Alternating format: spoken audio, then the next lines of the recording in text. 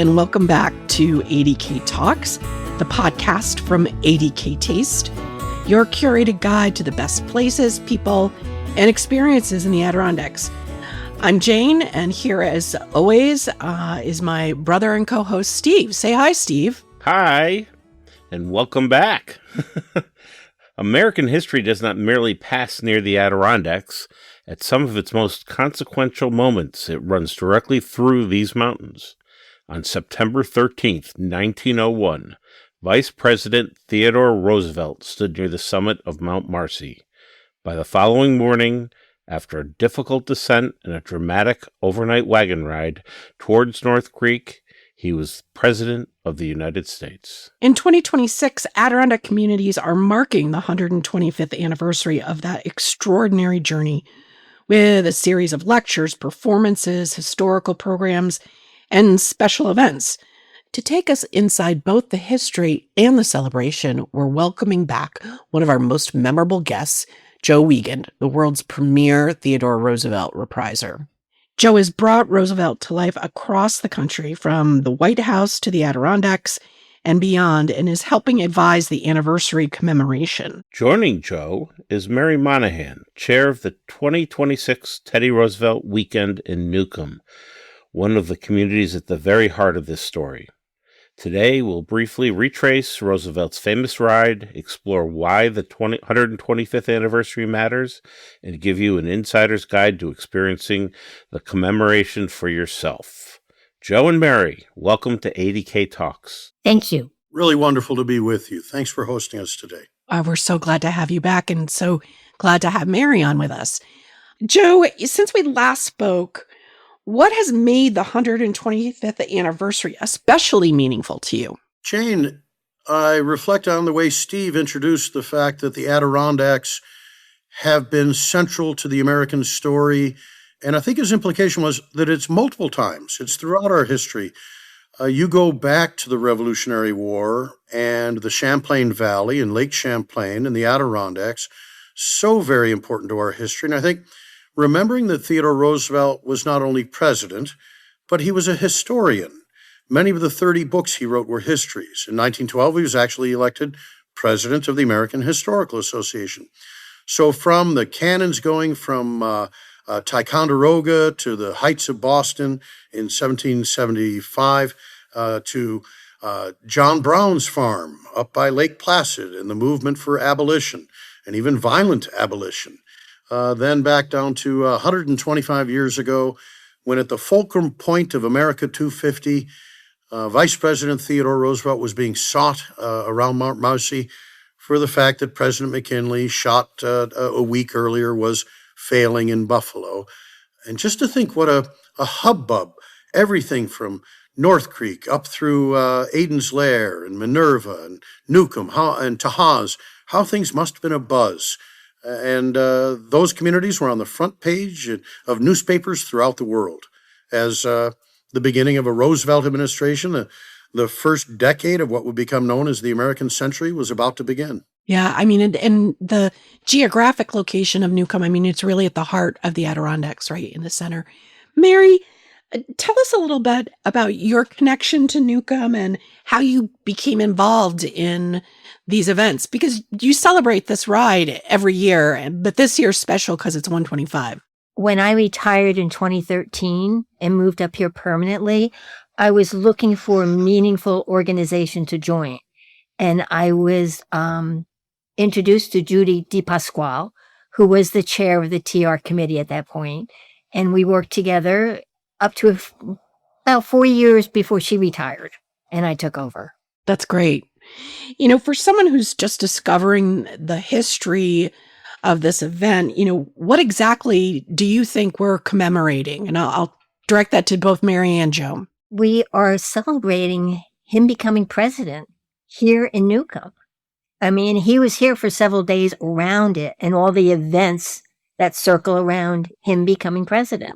Jane, for me, there's something that over these years of being with the people of Newcomb Township, and my thanks to the town of Newcomb for making it possible for me to spend several days every September entertaining and engaging with the people there. It's the people.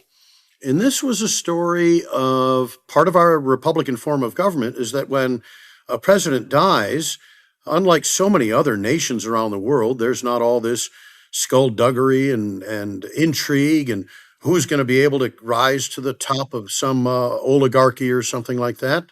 We have a process where the vice president ascends to the presidency, a very democratic process that's provided for in our Constitution. And TR did it in 1901 amongst common people, hunting guides, families, people that worked in the woods and in the little towns and the railroads. Quite appropriate for a man who would eventually be on Mount Rushmore for the square deal, for leading a government that was there to represent the working man and the working woman, the urban and the rural poor, just as much as the interests of capital and the building up of this nation. And we all know the building up of this nation has been done by the decent common folk around this country, and there's none better than the people of the Central Adirondacks. How long, Mary, have you been thinking about and planning for this 125th commemoration? Well, usually at the end of each TR weekend, we get together and start planning, throwing out ideas for the next year. But we started this in 2024.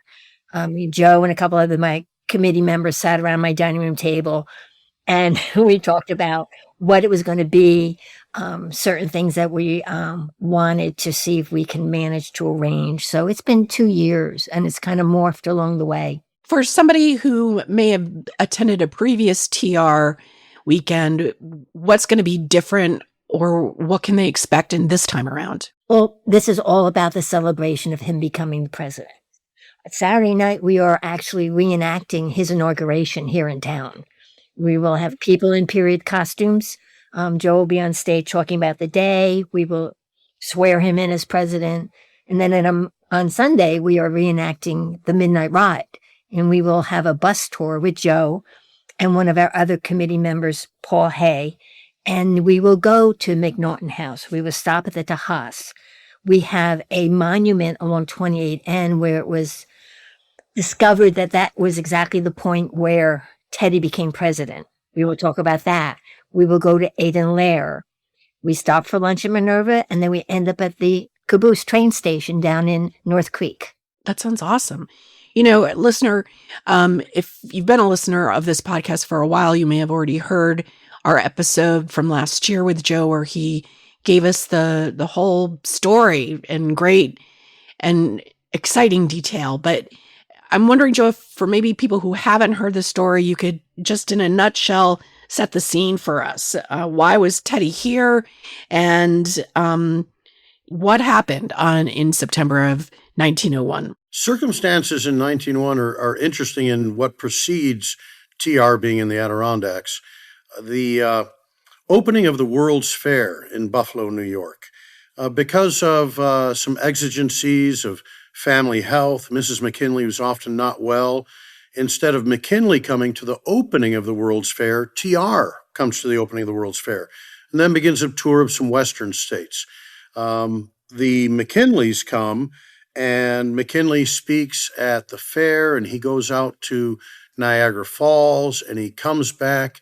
And on September 6th, 1901, he is speaking, and then he goes to a reception line at the Hall of Music. And when he does so, his assassin, Leon Czolgosz, makes his way through the reception line, wrapping a revolver in his hand so it looks like a bandage.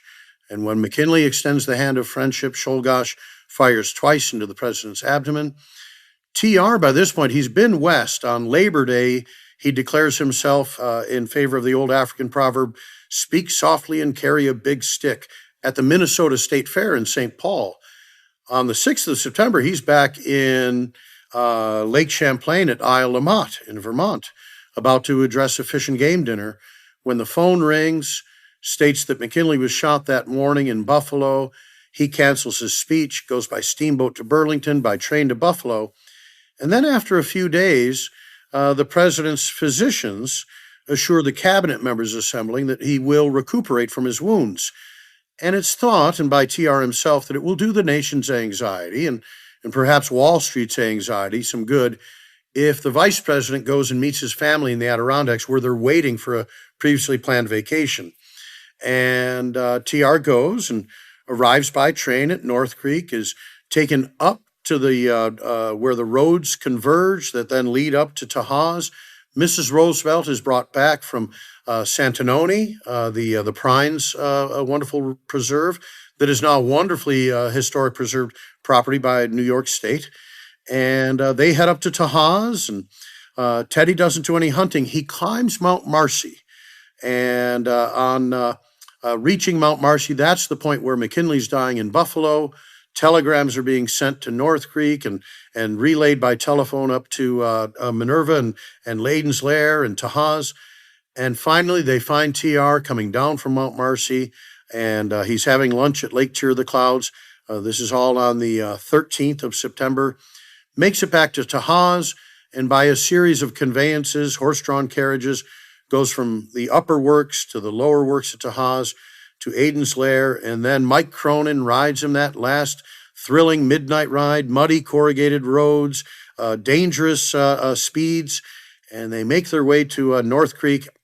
And by 6 o'clock that morning, a telegram had already been sent. The president's secretary was waiting for him there with a telegram from Secretary of State John Hay stating that at 2 o'clock that morning, President McKinley had died. TR discovers that he's president at the train depot in North Creek. Chronologically, McKinley dies while he's en route coming down the mountain. And as Mary stated, there's a wonderful memorial built by the fathers and mothers of the town of Newcomb along 28N that commemorates that. And of course, wonderful work done by the folks at the North Creek Depot Museum. It's a wonderful interpretation of the Midnight Ride and more about TR and the Adirondacks. So to now walk and ride in those footsteps 125 years hence, and to do the difficult or challenging thing that I think TR would call us to do through the wonderful work of Mary and the Open Space Institute in New York, will actually be taking a small, already probably, I'm sure, fully subscribed group. We're going to hike up Mount Marcy and recreate the hike that Theodore Roosevelt did. Jane, Steve, I'll share with you that young Theodore Roosevelt, our youngest president ever, was 42 years and 11 months when he did it. I did it some years ago when I was 50. I'm now 61, and my sister, who loves and cares for me, keeps reminding me when I'm having another bowl of ice cream, Mount Marcy, Mount Marcy. We've actually worked closely with the ADK Hiking Club to arrange this. Oh, that's And great. we have a guide that will make sure we don't lose Joe in the woods. That's really recreating history at that point. Maybe you can put an Apple tag on him so that you can find him. Steve, fact check me here. Mount Marcy is the tallest peak in New York State, correct? Correct. Wow. Pretty good. Yeah. And they're going up the hard way. Yeah, I was going to say, that's it. You're not going up the From the Adirondack Lodge, it's easier. Boy Scout side that I did it in Indian Guides. You're going up the manly side, like the way TR would do it. Well, I'll tell you what, Jeff Gronauer, a dear friend who introduced me to Paul Hay, and Professor Paul Hay, for all of your listeners, any program that Paul Hay is doing at SUNY ESF or at the Adirondack Interpretive Center, he's just such a brilliant fellow, so well-read, so knowledgeable about everything from trees and mammals and fish on through the local history. Paul Hay will be part of this, but his friend Jeff Gronauer took me on my Mount Marcy trip that decade ago, and I was so fatigued. It was so hard. It was so thrilling. And he says I raced up that last little, the rock face up above the tree line. And when I got up there, I was rather dispirited because there were three older fellows at the top who looked so much fresher than I. And I was reassured when they told me they came up the easy way from the Lake Placid side, that it's much shorter and easier from the north than from that southwestern approach. Yeah, I don't want to get us off on a tangent as we are wont to do, but I've been speaking with a gentleman who wanted to paddle the full length of the Hudson. And he started by carrying a portage, a canoe up to Lake Cheer of the Clouds, paddling around, and then hiking back down because it's not navigable until several more miles down. Wasn't that Hudson. a few years ago that he did that? Yes. Because he came through Newcomb. Yes. Yeah. Which I think is just an amazing story. And having lived in New York, often very close to the Hudson River. I can't even imagine somebody coming down in a canoe, but I digress. We're here to talk about TR. Um, Mary, for the people who live in or spend time around Newcomb, does knowing what happened there sort of change things for people or give them a different perspective, do you think? Yes, they're very connected to TR coming here to town. TR was here, as Joe said, a few days beforehand. He was up Mount Marcy. He's been to the Tahawus Club.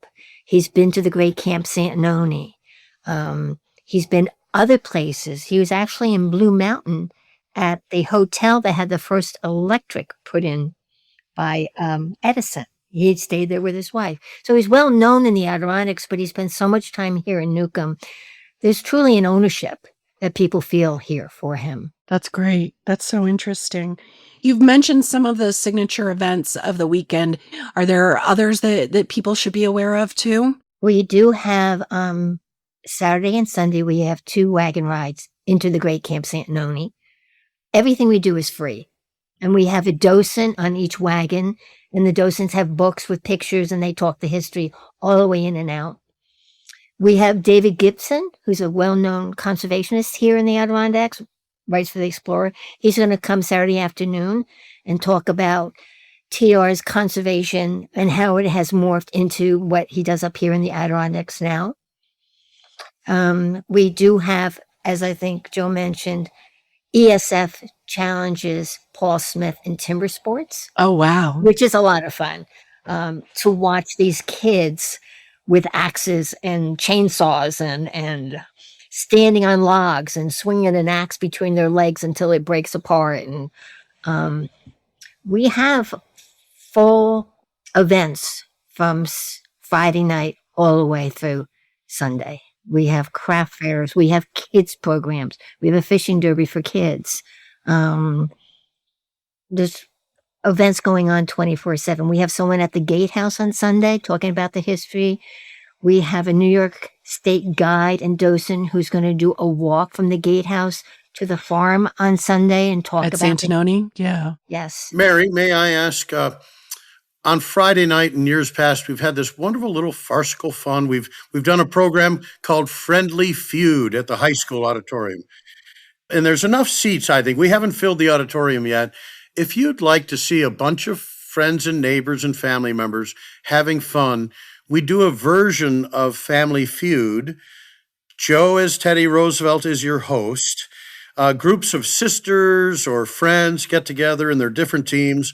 It's the same format of 100 Americans have been surveyed, and these are the biggest answers. We just have so much silly fun. It's a great way to start the weekend. And it's a reminder, too, that the Newcomb School is a very important part of the program. We've had wonderful programs with some of the young scholars.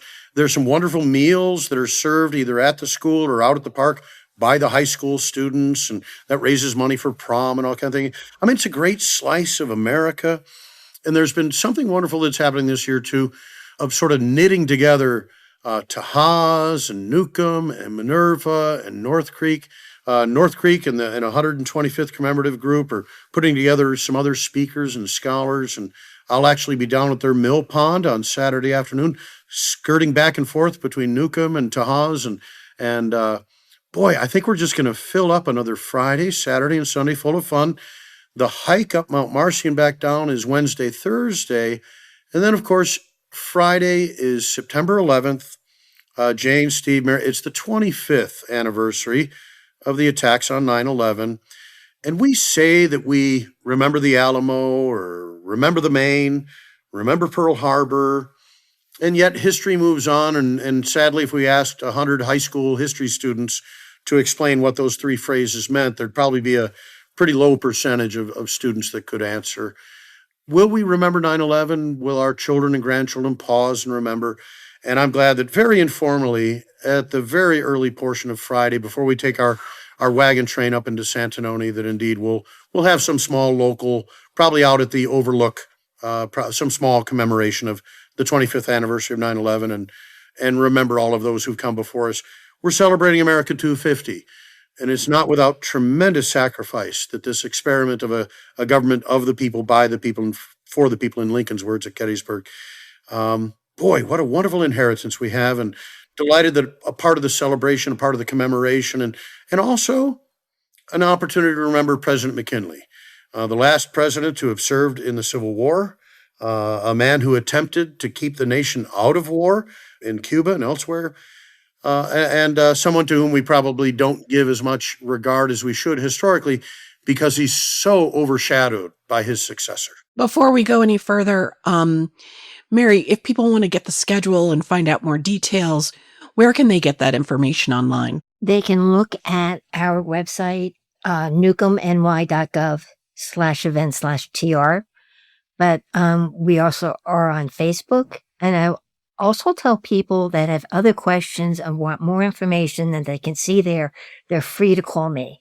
Okay, great. 201-914-6081. And many people do, because they just want a little bit more information than they can get there. Yeah, and that's all on your Facebook page too, I noticed. Listener, we'll have all these links in our show notes as well, because there is quite a wealth of information surrounding this whole event.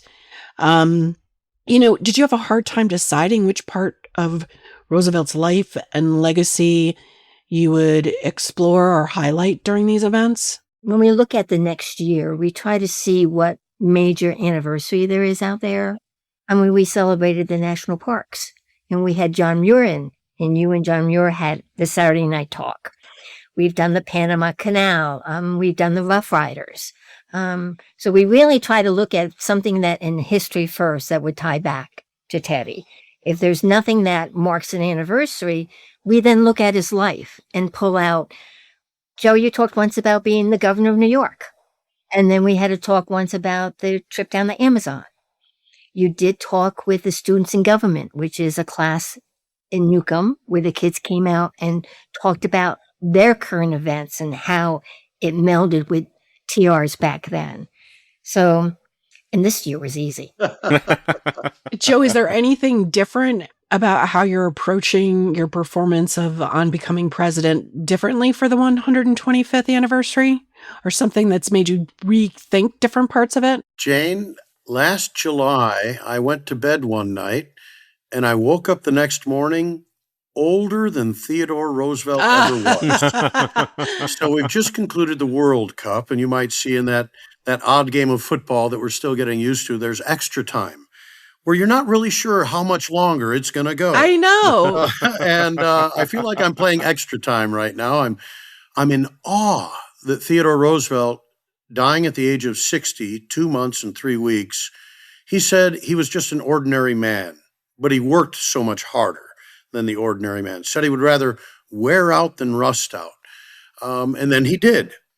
And part of my appreciation for where I am in my career as a Theodore Roosevelt repriser, having just concluded our 13th annual Badlands Chautauqua, where we recruit and train other Theodore Roosevelts, I had the pleasure and honor of 1 year when I could not be with Mary and the people of Newcomb. I sent a wonderful couple, Larry and Julia Marple.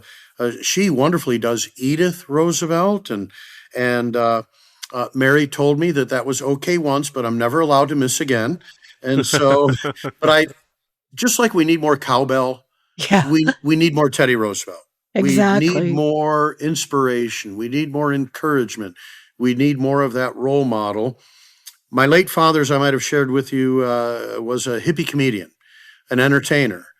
And in entertainment, sometimes in live shows, we remind ourselves radio, TV, speed kills. Sometimes I've been so enthusiastic about trying to tell you as many Teddy Roosevelt stories as I can, as quickly as I can. I've had audience members leave the show and say, my head is so full. I'm slowing it down a little bit. And I'm slowing it down in part because I'm slowing down. I'm more mature. And I'm perhaps, maybe if we get 2 or 3 good TR stories in and you really hear them and you process them, and I'm able to not rapid fire through them, maybe that's just as good or even better than hearing 1 or 2 additional stories. So for me, the emphasis might be this issue of America 250 and some of both TR's historical statements with regards to the Declaration of Independence and our republic, and then also just some of my own modern exhortations. I am convinced the Declaration is our birth certificate. The Constitution is our owner's manual. And if we can reinvigorate the embrace of the duties of citizenship by our people, young and old, to take up their fair share of the duties of citizenship, to truly make this a government of the people and by the people and for the people, from the local town level all the way through the state legislature and Congress and the presidency, maybe there will be, as Lincoln said, a rebirth of assurance and enthusiasm for this republic. And each generation has the responsibility to accept this great gift that we've received, but great sacrifice. So I'm just enthused to be a part of it and maybe not be in such a rush. As Mary knows, when we do Teddy Roosevelt Weekend in Newcomb, I can't keep up with Mary. She zooms from event to event. The volunteers are zooming all over, and TR as well. I zoom all over. I'm looking forward to sitting down at a picnic table with some of my friends from Newcomb and catching up, like any good neighbor would on a festival weekend. I think that's one of the things that's so special about the Adirondacks is we do big things here, but I don't want to say small ways because we do some big things in big ways, but you always feel very connected to the community and the place that you're in and the people. And having moved up here about 2.5 years ago, it's so incredible. These communities in the Adirondacks are just so rich and so supportive of all the things that go on here. It's great. It's really great. I just want to shift gears a little bit. Roosevelt is often remembered as the conservation president. What did the Adirondacks mean to him? It means everything from experiences in his youth, his time spent with Henry Minot when he was in college, his first 2 years. And we know that the first thing he ever published after his sophomore year and after a summer of paddling around Tupper Lake and Saranac Lake with Hal Minot was a pamphlet on the summer birds of Franklin County, New York. TR's love of birds, love of the outdoors, love of the strenuous life, hunting, all of that fed his soul in the Adirondacks. And so wonderful memories from the time of his youth on through, of course, September 1901 wasn't his first visit to Santanoni. There's a wonderful picture from an earlier visit of TR climbing a tree to get a better look at the porcupine that was in its upper branches. The Adirondacks, doesn't it bring out a little bit of the youthfulness and the playfulness in all of us, especially us city folk, right? If you can get out of the city and up into that mountain air and those beautiful lakes and rivers, it's restorative, it's rejuvenative. And I think that's part of the experience that Theodore Roosevelt had and was hoping that his family would share with him as well. I can't remember which TR biography I read, but it talked, he was very sick as a youth. He had very bad asthma and correct me if I'm wrong, please. But he went from that to being this very robust person, get action, he was always on the move. But one of the things I found really fascinating was that he was into taxidermy, right? And he kept his own sort of like little zoo of creatures that he collected or dead creatures that he stuffed. And he was just always very fascinated by that. If you go to the American Museum of Natural History, you'll see that amongst their collection, everything from an Egyptian plover. Now, while he got his start along the East River and the Hudson River and out in the Adirondacks with his shotgun, that Egyptian plover was harvested along the Nile when the Roosevelt family took a trip to the Middle East. And then there's a snowy white owl taken when he himself was in his snowy white years later at Sagamore Hill, Oyster Bay, Long Island. The birds and the taxidermy, it's something that it showed that he had a fascination with mammalogy, the birds, could have been considered an expert in either field. And yet here he's also a man of politics and public policy and all of these huge projects like the Panama Canal and the Reclamation Service. So there's something about, I know it's not the Renaissance era, but there's something about the men and women of that era, many of them who are writers.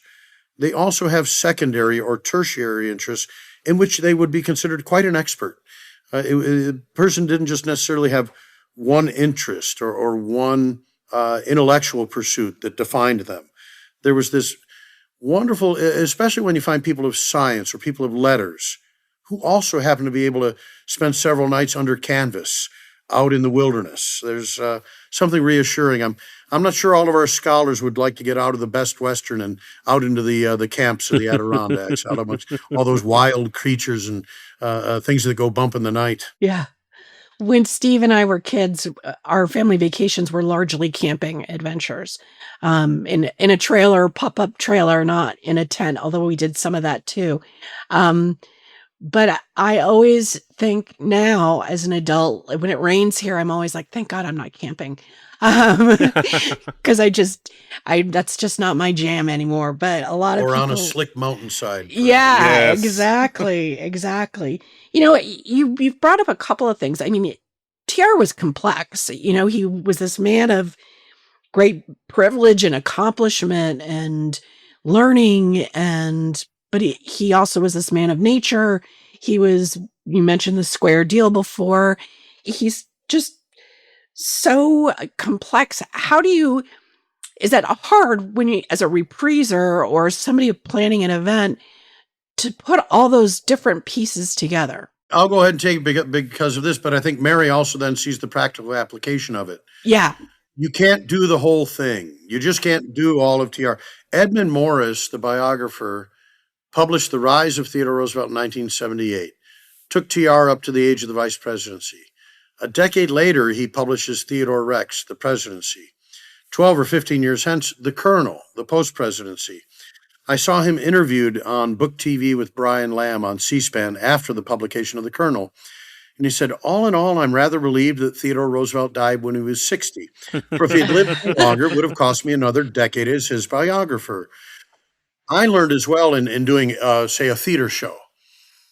I could not do the entire life story of Theodore Roosevelt and all of its wonderful details and stories. The first time I tried to debut what we would today call the Teddy Roosevelt Show, I was 2 hours in, and I was a 25-year-old cowboy in the Badlands. I realized editing, like a good podcast, is kind of where you go. And now I think just as we do at Newcomb, and we take a slice of TR's life and emphasize that, I've got to make a choice when I'm performing, whether it's a 5-minute sort of surprise at a gala or a 20-minute dinner speech or an hour theater show. I've got to make choices. And those choices are, you can't have everything on the buffet. So what are you going to do tonight? You're going to have a salad. You're going to have a little pasta with a little a sauce. And the neat thing is, at the Teddy Roosevelt buffet, are there a lot of choices? And that's what's made it so easy for us to make a special event on Saturday night with Joe, because there's so much to choose from. And you can pull from different areas, so you're not repeating a similar theme year to year. You mentioned his voyage down the Amazon. I found that to be one of the most harrowing parts of his story. Like, it's just, how sick he was and how, he almost died. And didn't he at one point say, just leave me? Because he was dragging the whole expedition down. It's just an incredible man. He's a challenging fellow with regards to that embrace of risk and danger. He wrote it was his last chance to be a boy. He's 54 years old, overweight, gammy in one leg, blind in one eye, but he has a chance to explore a previously uncharted river. Yes, to do so in the company of his son Kermit, who was working in South America at the time, and quite fortunate for him, because it really was Kermit that saved his life when TR, with his malarial fever, 105-degree fever, really slowing the safari down. They're on quarter rations. One Brazilian trooper is already drowned. Another murders one of his officers after being caught stealing rations, runs off into the jungle, surely to his own demise, surrounded by a cannibalistic tribe. And yet Theodore Roosevelt embraced all of that with a vigor, to the point of he always took enough morphine on a trip to take his own life in case of a terrible gun accident or bear mauling. And it's his son Kermit who says, "Father, I am going to take you out of this jungle, alive or dead, and it will be marginally easier to do so if you remain alive." They waited, TR recuperated, they finished, and of course, the Rio da Dúvida, Portuguese for the River of Doubt, a new name adopted by the Brazilians, the Rio Roosevelt, and one of its tributaries, the Rio Kermit. I really do believe, just as he would have left his life in Cuba or left his life in France if given the chance to fight in World War I, he was willing to leave his life in the jungles of Brazil if it meant that the Roosevelt family name would be associated with some great exploration, some great undertaking, as that of mapping the Rio da Dúvida. Yeah. The thing that made Theodore Roosevelt different was he wasn't afraid of death. I think he was afraid of living an ordinary life. That for him, there are some who work on some of the mental issues and talk about his mania, that he was manic, or that he even might have been. I had one psychiatrist retired in Chicago stand up and say, "Colonel, I've studied your life. I do believe you were bipolar." I said, "Madam, when I was in Africa, I received a cable from Admiral Perry. He made the North Pole. I believe that made him unipolar. I was more of an equatorial man myself." And my wife says I deflect with humor. But there are some of these interesting issues. Would Lincoln have been Lincoln without his melancholy, without his depression? Would TR have been TR without his mania, his need for continuous activity? He's a fascinating character to portray. And sometimes he exhausts me. And sometimes me portraying Theodore Roosevelt exhausts my party too. They're sort of like, do we really have to run for the presidency again? Can't you just go on vacation? I want to take us a little bit out of the Adirondacks because I think it's important to acknowledge the opening of the Presidential Library in Medora, North Dakota. Joe, you were there. What was it like to witness that? It was fascinating, in part because it's been a decade where it's gone from dream to idea to legislation to planning to fundraising to construction. And of interest was the fact that we knew the deadline was July 4th, 2026, America 250. That was until about 2 weeks before the opening, when it was announced that the President of the United States would be visiting on July 1st. So for all of those contractors, and they were so very busy. We had mild winters, and that's always an issue on a multi-year construction in North Dakota is how do you get through the winter years? And they've gotten really good at timing it, just as you do in the Adirondacks, right? You do all of the outside work in the summer and the fall, and you're hoping to work inside in the wintertime. That all worked out beautifully, but there was so much work being done up there at the end and opportunities to plan things like drone shows rather than fireworks. There was a drone show manned by 1,776 drones that made these beautiful light patterns in the air. And I love the fact that on that first night of the drone show, I believe it was July 2nd, that there was a huge lightning storm out on the horizon to the north. So you had mankind sort of saying, look at our fancy drone show. And the good creator behind with his massive, I don't know how many mega billion zigawatts there were on the sky, but it was wonderful that nature showed up in all of her awesomeness during the opening. We had Roosevelt family members, Navy personnel, of course, everyone from the president to Secretary of the Interior Burgum, our former governor in North Dakota, the governor of North Dakota, the Secretary of the Navy. But more importantly, once all of the VIPs left, generally after July 1st, and now we've got academics and family members and such that stayed through the opening. Right now, there are 2 trolleys that are running through Medora, the campgrounds and the hotels, taking guests up to the Presidential Library, where the library is beautiful. It's cooled and heated by geothermal wells. There are solar panels above all the parking spots that create shade to keep the cars cool. There's a living roof that are seeds that were collected on site and propagated over the years, 200,000 drought-resistant plants that originated from the Badlands, a living roof that, unlike some of the living roofs that we see designed in the city, and they dry up because they're in the middle of a heat field without enough water, that roof is designed to be a zero-water roof. It's a fascinating place, wonderful sort of high-tech interactive displays, because that's where we are now as a people. But those same sort of awe-inspiring vistas, the opportunity to take a mile-long walk out on a walkway outside of the library. And it's the only presidential library where you can ride a horse and tie your horse up outside the library. And there's a 140 single-mile track that is ridden by horses and mountain bike riders that runs through United States Forest Service grassland. And while Teddy's given so much credit for the parks, and there's a beautiful view of the national park created in his memory in 1947 and named for him, the only national park named for an individual, there's also a wonderful view of the forests, grasslands here. Theodore Roosevelt created the United States Forest Service and had a greater impact on preserving forest lands and grasslands than he really did on the 5 finite national parks that he was able to legislate through Congress. For our listeners who might not know, what is Roosevelt's connection with the Badlands? In 1883, Theodore Roosevelt, a young member of the New York General Assembly, with an expectant wife waiting in New York City, came out to the Badlands to hunt a bison bull. Invited by a retired naval commander, Henry Honeychurch Gorringe, who's the naval commander responsible for Cleopatra's Needle being brought back from Egypt and erected in New York's Central Park. Great deal of notoriety for Gorringe. He and TR meet in early 1883. Gorringe and 2 partners, including Abram Hewitt, the future mayor of New York, who defeats Theodore Roosevelt for that position in 1886. He's an investor, as is Lord John Pender from London. They bought the old Army cantonment here on the west side of the Little Missouri River, right approximate to Medora today. And there was a French nobleman who came out here the same year of 1883, the Marquis de Moore, whose wife, Medora von Hoffman, came from a wealthy New York family. He establishes an abattoir, a slaughterhouse. And the idea is slaughter the Badlands cattle, tens of thousands of head of cattle, put them on ice, ship that to Chicago and undercut or beat the beef trust in Chicago. Well, he didn't beat the beef trust in Chicago, and Teddy's ranch became a cropper. When he came out here to hunt, he decided to buy 450 head of Minnesota cattle.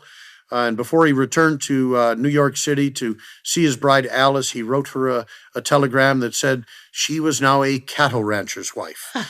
There is no record of her response. By the time Theodore Roosevelt returns the following summer, that terrible tragedy that befell his life, when he's 19, his father dies, and he goes to the North Woods of Maine on 5 extended trips, heals in nature, reads his Bible and finds it comforting, challenges himself physically. That's replicated 6 years later when, after the February 14th, 1884 death of his wife and mother from 2 different diseases beneath the same roof, and his bride, but 22 years old and a new mother, she gives birth to Alice, the daughter, is named Alice after her late mother. So mother dies of typhoid fever, Alice dies of Bright's disease, and that August, after the Republican convention in Chicago, TR returns to the Badlands, establishes a second ranch, the Elkhorn Ranch. It's known as the Cradle of Conservation. For in the 3 years that follow that he ranches and hunts in this region, conveniently goes back to New York City to see to family affairs and avoid some of the bitters to the Dakota winter, imports the 2 men from the North Woods of Maine, Sewell and Dow, to run his Elkhorn Ranch. And by the time that experience is through, he heals. He founds Boone and Crockett, the nation's first fair hunting and conservation organization. He really becomes greatly aware of the fact that we are spoiling our natural resources and ruining them for future generations. And also in his trips back to New York City, he sees an old childhood sweetheart, Edith Caro, begins to see her socially, becomes secretly engaged, and then in December of 1886, they elope in London. And on returning, Ted Jr. is born. They take the baby Alice back into his care. They raise 5 children together, 6 counting Alice. And it's those 6 children who are all at Tahawus. Alice, at 17, famously sleeping in and having breakfast late in the day brought to her in her bedroom upstairs at the McNaughton cottage.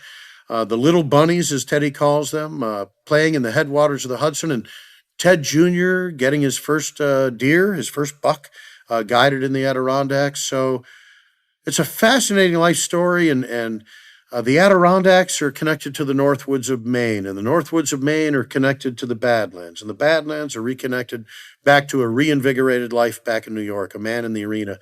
It's all one thing, but it has all of these wonderful little delectable fruits and salads and meaty dishes along the way, and I'm looking forward to sharing a little bit of that and inviting people to come and visit Medora. I told people, and finally somebody took me up on it. Take the Amtrak to Williston. I'll pick you up and bring you down to Medora and put you back on the Amtrak again. You'll be a better person for your visit to Medora. The combination of the Presidential Library, that's built upon a legacy of Harold Schaefer and his wife, Shyla Schaefer. If you ever were put in a bathtub of Mr. Bubble Bath in your youth, you helped to build a family fortune. Your parents did. That family fortune was built by Harold Schaefer, president of the Gold Seal Corporation. And through his household products, he actually came to save modern-day Medora. In the 1950s, it was falling down on itself, dirt streets, dirt roads, no city water, no city sewer. And he began to invest in this community through his Gold Seal Corporation, sold the corporation in 1986. Unilever, the company that purchased Gold Seal, didn't want anything to do with this little tourist town that lost money as part of his company every year. From that time, the Theodore Roosevelt Medora Foundation has hosted the musical, a Medora musical, Outdoors Beneath the Stars, Pitchfork Fondue, hotel rooms, Bully Pulpit Golf Course, parks and hikes and more. And so if you go to Medora.com, you'll find out all about the pleasurable activities to do in Medora and the Presidential Library. I've been promoting it so long, I've forgotten its website. It's my library up on top of the hill. And the Medora Musical and the Presidential Library are right next to each other. If you come to this area between the park and Medora and the Presidential Library and the musical, the Teddy Roosevelt dinner show and the Teddy Roosevelt brunch, apparently I'm better with prime rib and bacon. There's so much more to do in Medora that we hope that your listeners might come out and plan 2 or 3 days. And when you conclude your visit, you too will be a Ted head. Oh, I love that. Oh, that's great. Joe, as I've been reading about this new library, I have wondered, why didn't he have a library before? Or did he have a library before? He did not have a library before, and part of it is chronological. When Franklin left his estate, he left a portion of his estate, his Hyde Park property, with the purpose of having a presidential library. Of course, his presidency extended for so many more years than any other presidency, and included the Great Depression and the New Deal and World War II. So I think the sense of a presidential library, Theodore Roosevelt wasn't the only Roosevelt with a bit of an ego. So Franklin establishes his presidential library. Of course, Herbert Hoover, in his long-lived retirement, he says, wait a minute, I hate FDR. You can have my boyhood home too, and make that a library. And then every president since, the Truman Libraries in Missouri, Eisenhower Library in Kansas, on and on, every president now has a library. Many of them are affiliated with the National Archives and Records Administration.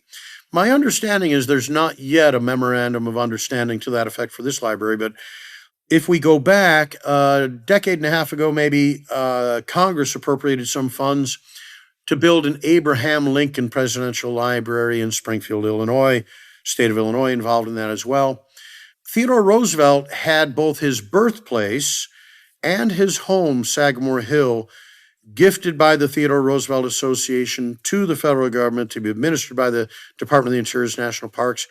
And of course, we have the Theodore Roosevelt inaugural site in Buffalo, New York, the only National Park Service facility in Western New York that sort of tied together these historic Theodore Roosevelt sites, but none of them a library status. And so it was the good people of North Dakota. There was actually an idea that we might build a presidential library in Oyster Bay. There's a large municipal parking lot at the station for the Long Island Railroad.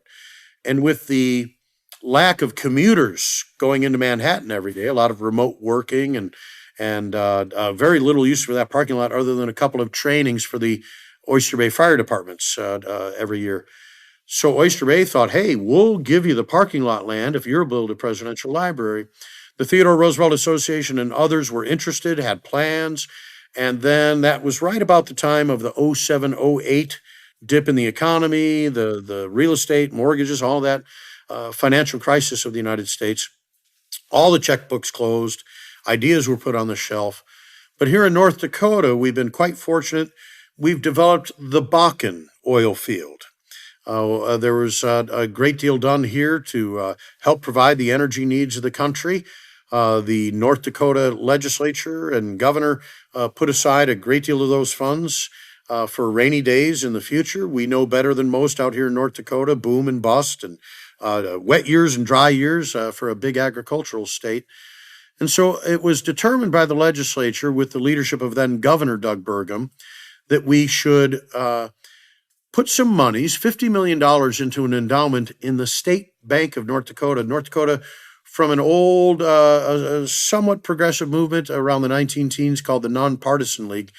They have a state-owned bank and a state-owned grain mill, part of fighting against those, the financial interests that controlled everything in their mind. And that $50 million of oil revenue put into the state bank was then made available to the Theodore Roosevelt Presidential Library Foundation if they raised and had pledges signed for $150 million privately owned. The library could then use the earnings of that endowment fund to pay operational expenses of staff and fundraisers and architects and more. It worked out beautifully. They eventually raised over $400 million privately to build that library. There was eventually some additional public funding. There's some road construction and sewer construction. The Theodore Roosevelt Medora Foundation provided some acreage, and all of us are part of the story. 70 acres of your United States Department of Agriculture grazing land were sold to the Presidential Library Foundation so that they could build their campus. And so it's been a wonderful collaborative, private, public partnership. And yes, long overdue to have some place to celebrate Theodore Roosevelt and his legacy. But I think this is what the library leadership has said. When you come, this library experience is less about Theodore Roosevelt and more about you. How are you going to connect with the life and legacy of TR and be inspired to be in the arena, to dare greatly, to live boldly? And we've already begun to hear from people that this has really been an impactful experience for them, probably especially combined with the beauty of the Badlands, like the Adirondacks. There are people who venture into the Adirondacks the first time and their life is never the same. Some of them return and decide to put down roots. And for Theodore Roosevelt, equivalent to the Adirondacks, these Badlands are a place that were so special to him. General Sully said these Badlands looked like hell with the fires out. Theodore Roosevelt wrote, they looked the way Edgar Allan Poe sounded. That's great. So, Mary, for somebody who's thinking about making a trip to Newcomb, how can they make sure? What are the things that they should be looking at to do while they're there so that event has just as much impact as going to Medora might? Friday night, Saturday, Sunday is just all about the 125th anniversary of the inauguration. Come, enjoy it, understand what we have up here, understand the history that's up here. It's just a wonderful time. Yeah, that's great. Is there any particular thing, I know it's hard to choose just one, but that people absolutely shouldn't miss? I say two. One is the reenactment of his inauguration Saturday night, and the other one is Sunday reenactment of the Midnight Ride. Great. It really covers the history of that point. And again, listener, we'll have a link to the TR Weekend website and Facebook page so you can plan your weekend because there is really a ton to do. Are there any programs that require, you mentioned like the wagon ride requires reservations or tickets, and you're speaking at Tannery Pond Center, Joe, so I imagine you will need to, someone will need tickets for that. Is there anything that, we haven't mentioned that people should be sure to secure their tickets for? We need tickets, reservations for the wagon ride because we can only fit so many people in the wagon. Reservations for the midnight ride on Sunday because we're doing a bus. We can only fit too many people on the bus. And then on Sunday, when the New York State Guide docent is bringing a group of people from the gatehouse of Santanoni back to the farm, she's only allowed 15 people. That's a state requirement. So those are the three events that we need pre-registration for. You mentioned somebody earlier, David Gibson. I just want to remind our listeners, we've had him on the podcast talking about Paul Schaefer's legacy. And we also had Aaron Tobin from Adirondack Architectural Heritage. I know it's Arch, AARCH, who we're responsible for the restoration of Santanoni too. So those are also, if you want to know more, listeners, those are good things to talk about. What do you think it might be the most underappreciated part of Newcomb and the Adirondacks for people who may have heard of it but never been here?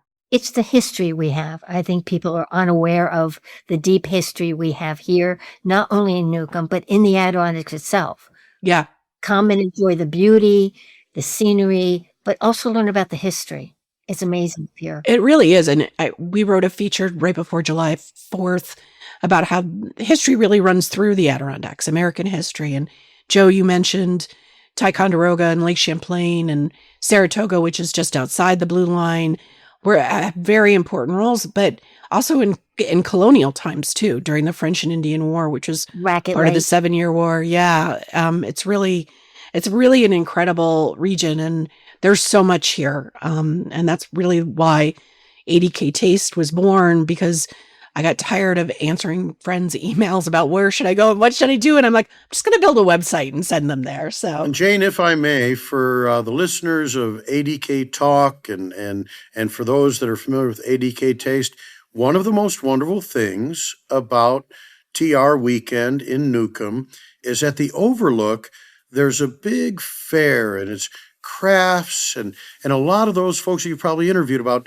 people that make honey and syrup and soap and art and crafts, so that I must admit, we get some of our best Christmas gifts shopping.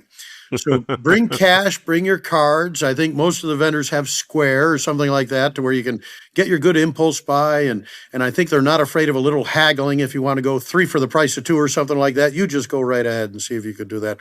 There are so many talented people involved in putting this together. My thanks to everybody on the committee and the kids at the school who provide all the great meals. So I hope everyone who's listening that plans to come up really plans to spend a couple of days really enjoying themselves in addition to the programs. That's wonderful, Joe. Thank you. Well, this has been a fantastic conversation. But before we release you into the wild, we, as Joe knows, always like to ask our guests to share a favorite place or experience in the Adirondacks. And it can be anything. It can be a trail or a paddle. It can be a museum or a theater or an ice cream stand or microbrewery. But we just like to give that to our listeners who, are always looking for something new or different to try in the Adirondacks. And Mary, I'm going to start with you. And Joe, I think last time you said McNaughton Cottage, so you can't say that again. So be thinking about how you want to answer this. There's a long list. I know. And, and I will also say our guests frequently are unable to give us just one. So if you have 2, that's fine too. But Mary, what would you like to share? I would share Goodnow Mountain, which is right down the road. We will actually have a retired ESF forester up there on Saturday. It's a beautiful mountain to climb. There's beautiful views. There's a new fire tower at the top. There's a certain amount of peace that I get with being in the woods. In the morning, the clear air, the birds. I would recommend it to anybody. That's a great one. Yeah, that fire tower gives it magnificent views. Yes. Yeah. And the same way the Overlook Park, which Joe mentioned, that has an incredible view of the high peaks. And you actually have a cutout there. Yeah. That you can actually identify what mountains you're looking at. Yeah. I never know which peak is which. Whiteface is, I think, the only one that I can regularly You can always identify that one. Yeah, exactly. Okay, Joe, what do you have for us? It's the Adirondack Interpretive Center. It's a wonderful facility. I'm sure they'll have some special programs during TR Weekend. The staff, the volunteers, the taxidermy. It's just a wonderful place. And of course, there's trails all around the area. Even for a small family, maybe with some little ones, it's a little place where I think you can get both that sort of little pit stop, a little bit of air conditioning, go out on the trails, use the restroom, cold water, wonderful people. It's always a pleasure and honor when I get to sign the guest register at the Adirondack Interpretive Center. That's wonderful. All right. I have one last question. Thinking 125 years from now, What do you hope people will still remember about TR and his Adirondack journey and the communities that have preserved the story? Well, that would be 250 years from now. That'd be a great celebration. Yeah. To celebrate his life again. TR thought that he would not necessarily be remembered. In his own writings about history, he said Lincoln would probably be forgettable if not for the Civil War. TR felt that there wasn't a great crisis. There wasn't a great existential crisis for the country, so he thought he'd be forgotten. If we know his story of overcoming his illness as a boy and building his body, overcoming tragedy as a young man and getting back in the family way, overcoming political defeat, ran for the mayorship of New York when he was 28, came in third out of 3. We've probably all known someone that we love or care for who, through righteous indignation or a sense of making the community a better place, decided to get involved in politics and was one and done. Ran for something, lost, and said, well, enough of that. I don't need to touch that again. He got back in the arena. He persevered. He lived a life of service. And I think that will be a timeless story, if indeed we have a republic 125 or 250 years from now. It'll be because generation after generation has decided to be involved, to live a life of service, and in the words of a good person in the Adirondacks, to have left their camp cleaner than they found it. That's great. Oh, thank you so much for sharing that. Joe and Mary, we've so much enjoyed this conversation. Steve, I know I can speak for you, and speak for you a lot. But I think she just did, didn't she? I just did. Thank you. And I hope you both come up and we see you on TR Weekend. 100%. I will follow up with you on that. I'm really excited about it. This is an amazing story, and we're proud to help continue to preserve it with our listeners. Thanks again. Thank you. Real pleasure. Thank you, Jane. Thank you, Steve. Thank you very much. Hey, Mary, see you soon. See you real soon, Joe. Can't wait. Bye-bye, you guys. Bye-bye.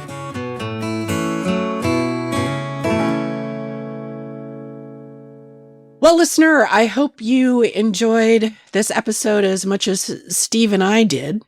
Maybe we're just doing this podcast for the two of us, which is not true. We're so excited when we see our numbers going up after every episode, and appreciate our listeners who send us emails and provide suggestions and feedback. It really means a lot to us. If you are already subscribed, you can find us at all the usual podcast platforms: Apple Podcasts, Spotify, YouTube, Amazon Music, etc. If you like what you heard today, we hope that you will subscribe so you never miss an episode. And if you feel so inclined, leave us a review or a rating. It helps other people find great content about the Adirondacks as well. And Steve, what should our listener do if they have a question or a comment for us? In the event someone might have a question or a comment, they can do so at info@adktaste.com. We appreciate everything you send to us. We do. And we in fact, actually, our fan Gina, hi Gina. Gina. We finally got a chance to meet her face to face, which we will hear in an upcoming episode when we did our first ever live pop-up at the Lake George Land Conservancy Hike-a-thon, which was a ton of fun. But Gina brought us some lovely gifts, and we want to thank her for that. And if anybody else listening wants to gift us some things, if you want to get mentioned on the podcast, our mailing address, pay. exactly. Our mailing address is in the About Us section of our website. Speaking of our website, adktaste.com. Please visit to get more insights, news, information, and our recommendations of the best things to do and experience in the Adirondacks. And if you are so inclined, as Stephen would say, sign up for our weekly newsletter, In Good Taste. It comes out once a week, so we don't get too spammy on you. And we highlight news and features and events that you might want to attend. And it's all curated, so we're doing all the work for you, listener. All right, Steve Areno, I'm done. You have anything left to say? No, I'm looking forward to will probably be the second weekend in September. So Yeah, I'm looking forward to it too. Okay, listener, thanks, and we'll see you out there. bye-bye. Bye-bye.